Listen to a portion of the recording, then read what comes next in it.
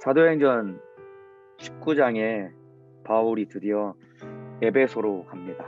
바울의 3차 전도 여행은 에베소라는 도시를 중심으로 이루어지는데, 바울이 에베소에 왜 갔냐면은 2차 전도 여행 말미에 에베소에 사실 잠깐 방문을 합니다. 그리고 길지 않은 시간 동안 에베소에서 복음을 전합니다. 그리고 얼마 안 있다가 에베소를 떠나서 선교 본부지와 같은 안디옥 교회로 돌아옵니다. 돌아올 때에 에베소 사람들이 왜 갑니까? 좀 더 남아있으면 좋겠습니다 라고 요청을 하니까 바울이 뭐라고 얘기했냐면은 사도행전 18장 21절에 만일 하나님의 뜻이면 너희에게로 돌아오리라 라고 그렇게 얘기를 하고 바울이 에베소를 떠납니다. 그런데 실제로 하나님의 뜻을 따라 바울이 에베소에 다시 옵니다. 여기 보면은 윗지방으로 다녀, 사도행전 19장 1절에 아볼로가 고린도에 있을 때에 바울이 윗지방으로 다녀 에베소에 와서라고 기록하는데, 윗지방으로 다녔다라는 말은 육로를 통해서 에베소로 갔다라는 이야기입니다. 이 당시에 육로로 갈 때는 어떻게 이동하냐면은 그냥 걸어서 가는 거예요. 기차나 KTX나 고속버스가 없었어요. 걸어가야 되는 겁니다. 여러분, 안디옥에서 에베소까지 거리가 몇 킬로냐면은 2,500km입니다. 안디옥에서 에베소까지 거리가 2,500km. 서울에서 부산까지가 여러분 저기인 거 알죠? 500km잖아요. 450km. 옛날 우리 조상들이 부산에서 서울까지 걸어갈 때 한 보름 이렇게 걸렸거든요. 보름 20일 정도 걸렸는데 2,500km면은 하루에 사람이 40km 걸을 수 있어요. 보통 일반적인 사람들이 40km 걸으면은 2,500km면은 하루도 안 쉬고 꼬박 걸어도 63일을 걸어야 돼. 아마 가는데 아마 3달은 넘게 걸렸을 겁니다. 근데 이 먼 거리를 다시 갔던 이유는 하나님의 뜻 때문에 간 거예요. 바울은 하나님의 뜻을 따라 움직이고 살았던 사람입니다. 우리가 어디를 가서 무엇을 할지라도 하나님의 뜻을 따라 인도받는 믿음의 사람이 되었으면 좋겠습니다. 아멘이시죠? 여러분의 발걸음 한 걸음 한 걸음이 긴 거리든 짧은 거리든 어디를 가도 하나님의 뜻을 따라 움직일 수 있는 그런 임원단이 되었으면 좋겠습니다. 자, 근데 또 한 가지 중요한 것은 뭐냐면요, 여기 윗지방으로 다녀라고 기록하고 있잖아요. 사실 사도행전 18장에 보면은 바울이 안디옥을 출발해서 에베소로 갈 동안에 에베소로 쉬지 않고 곧장 간 것이 아닙니다. 어떻게 갔냐면은 에베소로 가는 길에 있는 그 1차 전도 여행 때 세운 교회들을 돌보고 돌아보면서 간 거예요. 어차피 가는 길이니까 그 세웠던 교회들을 방문하면서 신앙생활을 잘하고 있는지, 전해진 복음대로 그들이 예수를 잘 믿고 영적 생활 잘하고 있는지 이 교회를 돌아보면서 간 겁니다. 그러니까 목적지는 에베소지만은 가는 여정에 어떻게 보면은 이 자투리와 같은 시간을 교회 돌보는데 잘 활용하면서 간 겁니다. 그러니까 바울은 사역을 해도 굉장히 알뜰살뜰하게 사역을 한 사람입니다. 이와 마찬가지입니다. 이 말씀을 드리는 이유는 하루를 살아가고 또 우리가 한 달 내지는 1년을 살아갈 때 자투리와 같은 시간들이 있잖아요. 이 시간을 잘 활용할 수 있어야 됩니다. 저도 옛날에 학교 다닐 때 보니까요, 공부를 진짜 잘하는 애들을 왜 잘하나 보니까 걔들이 자투리 시간을 굉장히 잘 활용하더라고요.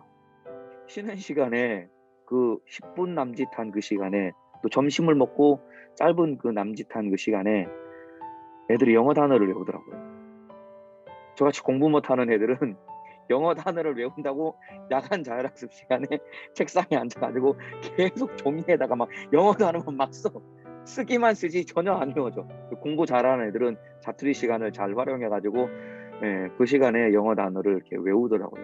주어진 24시간이라는 시간을 굉장히 잘 활용을 해서 자기 인생을 잘 만들어 가더라고요. 이와 마찬가지입니다. 우리도 우리 삶의 자투리 시간을 내 신앙생활하는 일에 잘 사용할 수 있는 그런 사람이 되면 좋겠습니다.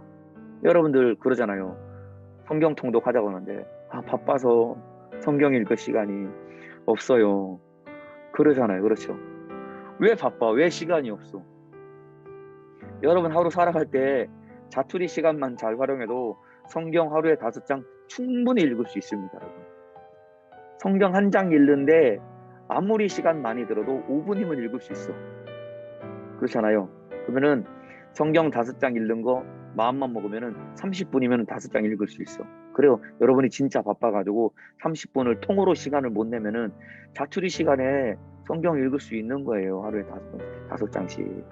자투리 시간만 활용해서 성경을 읽어도 1년에 2독, 3독은 할 수 있습니다.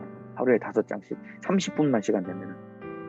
하루 일과 중 여러분 덩치 큰 시간들 있잖아요. 그렇죠? 예를 들면 출근 시간, 그리고 회사에서 일하는 시간, 그리고 퇴근 시간, 그리고 퇴근하고 나서 저녁에 기도하는 시간, 이런 덩치 큰 하루의 중요한 일과들이 있잖아요. 그 사이사이 시간에만 잘 활용을 해도 성경을 얼마든지 읽을 수 있다는 거예요.